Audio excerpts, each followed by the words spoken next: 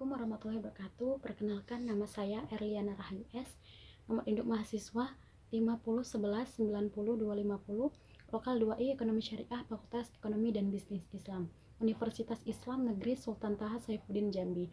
Baik, di sini saya akan membuat video untuk menjawab soal pada ujian akhir semester untuk mata kuliah Pengantar Manajemen, dosen pengampu Pak Z Haryanto SHMH. Langsung saja pertanyaan yang nomor 1. Dalam ilmu manajemen terdapat 4 tahap dasar planning atau perencanaan. Jelaskan. Tahap yang pertama yaitu menetapkan target atau tujuan. Perencanaan dimulai dengan keputusan-keputusan tentang keinginan atau kebutuhan organisasi atau kelompok kerja. Nah, apabila suatu organisasi atau kelompok kerja tanpa memiliki rumusan target atau tujuan yang jelas, organisasi akan menggunakan sumber daya secara tidak efektif. Tahap yang kedua yaitu merumuskan keadaan saat ini. Pemahaman akan posisi atau keadaan organisasi sekarang ini daripada tujuan yang hendak dicapai atau sumber daya yang tersedia untuk pencapaian tujuan merupakan hal yang sangat penting, karena tujuan dan rencana menyangkut waktu yang akan datang. Hanya setelah keadaan organisasi saat ini dianalisa, rencana dapat dirumuskan untuk menggambarkan rencana kegiatan lebih lanjut. Tahap kedua ini memerlukan informasi terutama keuangan dan data statistik yang didapat melalui komunikasi dalam organisasi. Tahap yang ketiga yaitu mengidentifikasi segala kemudahan dan hambatan. Maksudnya, segala kekuatan dan kelemahan serta kemudahan dan hambatan perlu diidentifikasikan untuk mengukur kemampuan organisasi dalam mencapai tujuan. Oleh karena itu, perlu diketahui faktor-faktor lingkungan intern dan ekstern yang dapat membantu organisasi mencapai tujuannya atau yang mungkin menimbulkan masalah. Walaupun sulit dilakukan, antisipasi keadaan, masalah, dan kesempatan serta ancaman yang mungkin terjadi di waktu mendatang adalah bagian esensi dari proses perencanaan. Dan tahap yang keempat, mengembangkan rencana atau serangkaian kegiatan untuk pencapaian tujuan. Tahap terakhir dalam proses perencanaan meliputi pengembangan berbagai alternatif, kegiatan untuk mencapai tujuan, penilaian alternatif tersebut, dan pemilihan alternatif terbaik atau paling memuaskan di antara berbagai alternatif yang ada. Langsung saja, soal nomor 2. Ada beberapa teori tentang motivasi, jelaskan. Untuk memahami teori motivasi, kita akan bertemu dengan beberapa teori motivasi, antara lain yaitu 1. Teori kebutuhan. Teori motivasi yang dikembangkan oleh Abraham Maslow pada intinya berkisar pada pendapat bahwa manusia mempunyai 5 tingkat atau hierarki kebutuhan, yaitu 1. Kebutuhan psikologikal seperti rasa lapar, haus, istirahat, dan sebagainya. Dan 2. Kebutuhan rasa aman. Tidak ada arti fisik sementara, akan tetapi juga mental, psikologikal, dan intelektual. Yang ketiga, kebutuhan akan kasih dan sayang.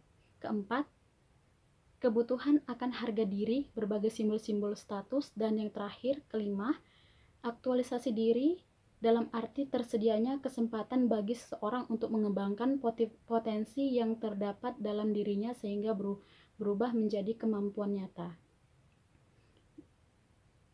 Dengan demikian dapat dikatakan bahwa lebih tepatnya apabila berbagai kebutuhan manusia digolongkan sebagai rangkaian dan bukan sebagai hierarki. Dalam hubungan ini perlu ditekankan bahwa 1.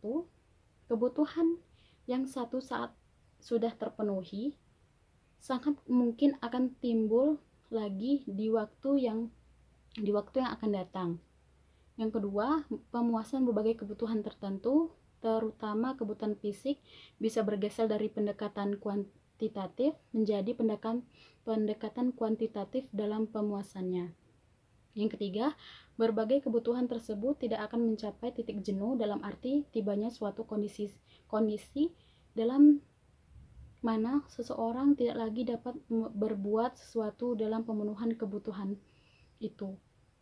Teori yang kedua yaitu teori kebutuhan berprestasi. Teori kebutuhan untuk mencapai prestasi yang menyatakan bahwa motivasi berbeda sesuai dengan kekuatan kebutuhan seseorang akan berprestasi. Murray sebagaimana dikutip oleh Winardi merumuskan kebutuhan akan berprestasi tersebut sebagai keinginan melaksanakan sesuatu tugas atau pekerjaan yang sulit.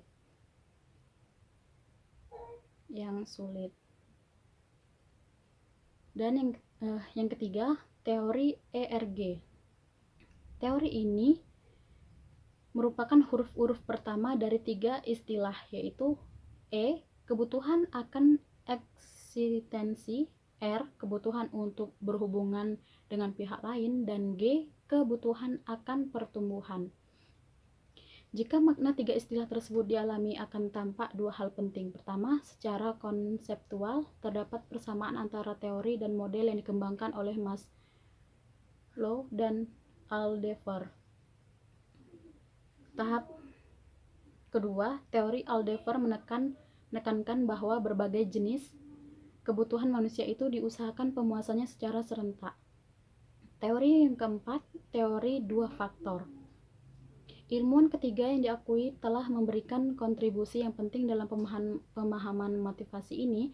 Teori yang dikembangkan dikenal dengan model 2 faktor dari motivasi, yaitu faktor motivasional dan faktor pemeliharaan. Menurut teori ini, dimaksud faktor motivasional adalah hal-hal yang mendorong berprestasi yang sifatnya intrinsik.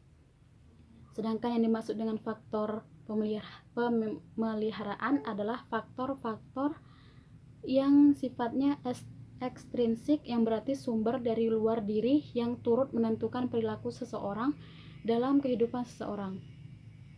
Teori yang kelima yaitu teori keadilan. Teori ini terletak pada pandangan bahwa manusia terdorong untuk menghilangkan kesenjangan antara usaha yang dibuat bagi kepentingan organisasi dengan imbalan yang diterima. Artinya, apabila seseorang pegawai mempunyai persepsi bahwa imbalan yang terima tidak memadai, 2 kemungkinan dapat terjadi, yaitu seorang akan berusaha memperoleh imbalan yang lebih besar, dan 2, mengurangi intensitas usaha yang dibuat dalam melaksanakan tugas yang menjadi tanggung jawabnya. Teori yang keenam yaitu teori penetapan tujuan. Mengemukakan bahwa dalam penetapan tujuan memiliki 4 macam mekanisme motivasional. Yang pertama, tujuan mengarahkan perhatian. Yang kedua, tujuan mengatur upaya. Yang ketiga, tujuan meningkatkan persintesis. Dan yang keempat, tujuan menunjang strategi-strategi dan rencana-rencana kegiatan. Kemudian masuk teori yang ketujuh, yaitu teori harapan. Dinyatakan dengan cara yang sangat sederhana. Teori harapan berkata bahwa jika seseorang menginginkan suatu dan harapan untuk memperoleh sesuatu itu cukup besar, yang bersangkutan akan sangat terdorong untuk memperoleh hal yang diinginkannya itu. Sebaliknya, jika harapan memperoleh hal yang diinginkannya itu tipis, motivasinya untuk berupaya akan menjadi lebih rendah. Teori yang ke-8 yaitu teori penguatan dan modifikasi perilaku. Berbagai teori atau model motivasi yang telah dibahas di muka dapat digolongkan sebagai model kognitif motivasi karena didasarkan pada kebutuhan seseorang berdasarkan persepsi yang bersangkutan, berarti sifatnya sangat subjektif. Perilakunya pun ditentukan oleh persepsi tersebut. Dan teori yang ke-9 yaitu teori kaitan imbalan dengan prestasi.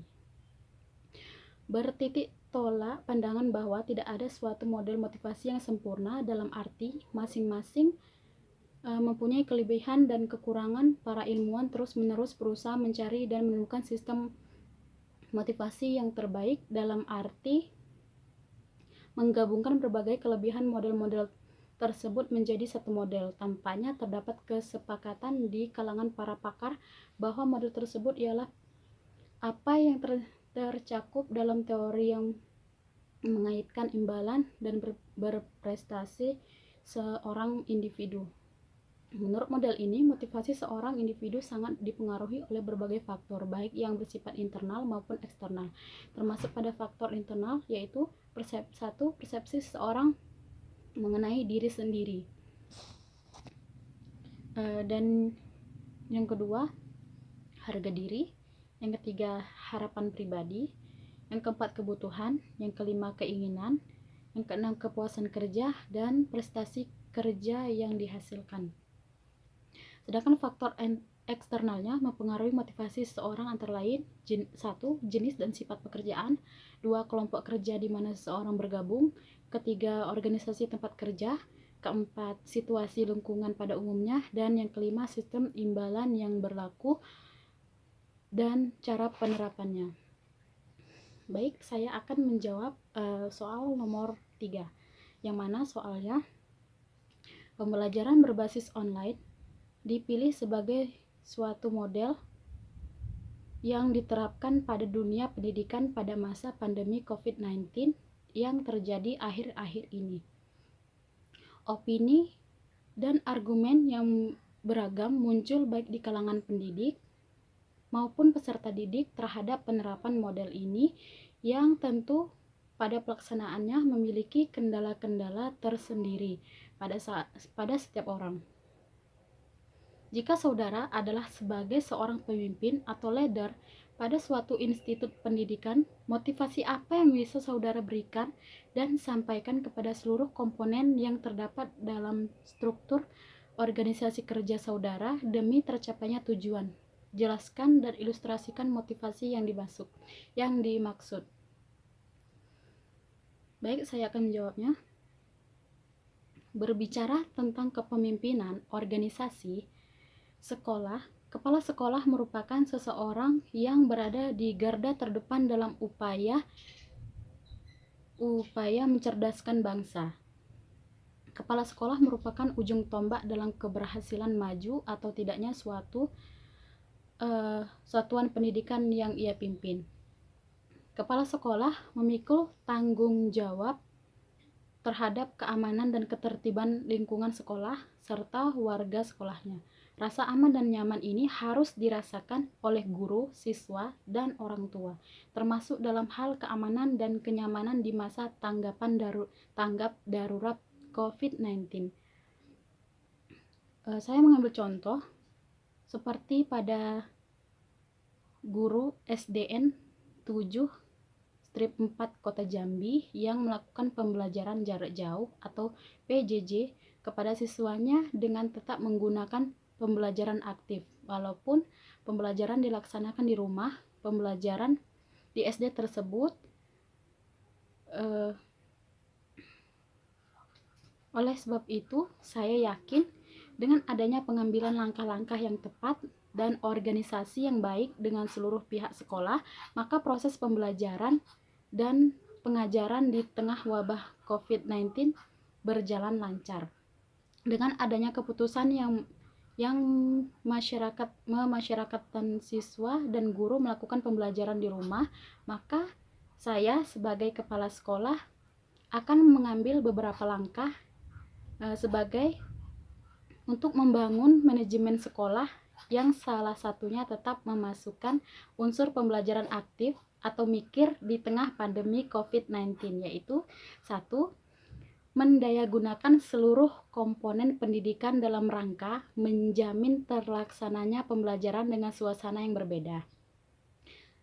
Merancang kurikulum dalam pembelajaran sesuai dengan kondisi darurat bencana COVID-19 melalui optimalisasi pemanfaatan teknologi kelas pintar.